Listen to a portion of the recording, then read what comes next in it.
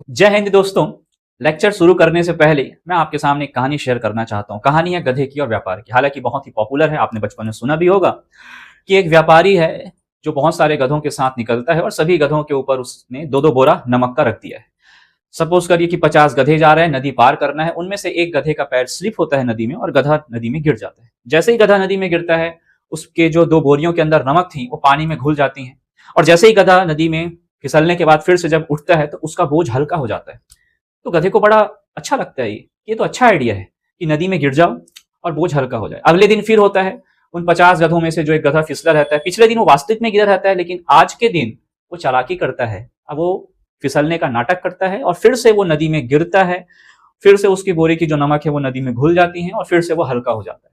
ऐसा 3-4 दिन वो हर बार गिरने का एक्टिंग करता है। उसकी अचानक से एक दिन व्यापारी ने नोटिस किया, तो व्यापारी ने उसे सबक सिखाने के लिए क्या किया, गधे के पीठ पर नमक ना रख करके 2 बोरा रुई का रखा। गधे ने फिर चालाकी किया और अब रुई पूरे पानी को सौंप लिया और उसका बोझ जो था कम होने की बजाय और बढ़ चुका। यह कहानी से सीख ये मिलती है कि गधे ने अपना पैटर्न नहीं बदला, जबकि बोझ का पैटर्न बदल चुका था।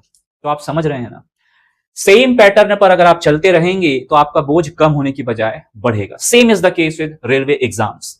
लेकिन अगर आपने 2025 के पैटर्न को ऑब्जर्व किया होगा, चाहे आप एनटीपीसी देखें, चाहे आप इस बार का ग्रुप डी देखें जो दिसंबर और जनवरी में हुआ, अब अगर आपको क्वेश्चन बनाना है तो केवल पीवाईक्यूज करने से काम नहीं चलने वाला। आपको पीवाईक्यूज तो करना ही है, नो डाउट, बट साथ ही साथ कॉन्सेप्चुअल क्लैरिटी और चैप्टर के पूरे टॉपिक्स को करना अच्छे से बहुत ही जरूरी है।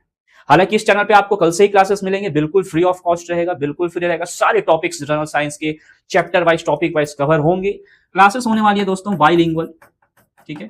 जैसे कि आपने अभी देखा, इंग्लिश में भी क्वेश्चन था, हिंदी में भी क्वेश्चन था, मेरे एक्सप्लेनेशन में भी आपको इंग्लिश और हिंदी दोनों में मिलेगा। जो भी लेक्चर है वो बिल्कुल बेसिक से हम स्टार्ट करेंगे, जैसे चालू होगा हम अच्छे से कॉन्सेप्ट्स और थ्योरीज देखेंगे, है ना, ठीक है। एग्जाम ओरिएंटेड क्वेश्चंस देखना है हमें, एग्जाम ओरिएंटेड क्वेश्चंस जिनकी संभावनाएं हैं परीक्षा में आने की। मैं कुछ और आपको न्यूमेरिकल्स कराऊंगा। उसके बाद जब आप पीवाईक्यूज करेंगे, प्रीवियस ईयर क्वेश्चंस, तो दोस्तों ये आपसे अपने आप बनेंगे। आपका साइंस में कमांड अच्छा है तो आप उसको स्पीड में, 2x की स्पीड में, ठीक है। और अगर आप नॉन साइंस के बैकग्राउंड से हैं तो आपको बिल्कुल बेसिक से स्टेप बाय स्टेप नोट्स बनाते हुए चलना है, ठीक है। तो रही बात, अगर रेलवे सिलेबस अगर इतना है तो हमारा जो क्लास का पढ़ने का रेंज रहेगा वो दोस्तों इससे थोड़ा सा क्या रहेगा, ज्यादा रहेगा।